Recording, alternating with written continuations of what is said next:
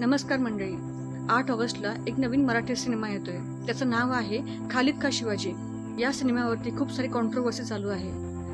या सिनेमावरती माझं मत काय आहे हे आपण जाणून घेऊयाच. या ट्रेलरमध्ये आपल्याला एक गोष्ट दिसते, ज्यामध्ये एक माणूस त्या मुलाला सांगतोय की छत्रपती शिवाजी महाराजांकडे 11 अंगरक्षक होते, जे 11 अंगरक्षक मुस्लिम होते. अजून तो सांगतोय की छत्रपती शिवाजी महाराजांनी रायगडावरती मशीद बांधली होती.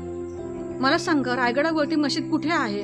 कुठेही याचा पुरावा नाही आहे. बरं, जे छत्रपती शिवाजी महाराजांच्या पदरी जे 11 अंगरक्षक होते त्यांची तुम्ही नावं सांगा.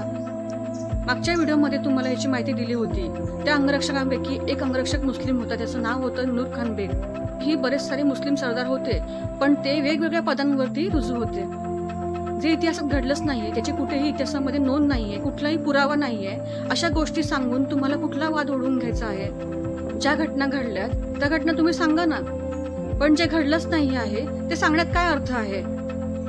अजूनही हा देश पहलगामच्या हल्ल्यानंतर सावरला नाहीये. देशवासियांच्या खूप साऱ्या जखमा आहेत ज्या अजून ओल्याच आहेत.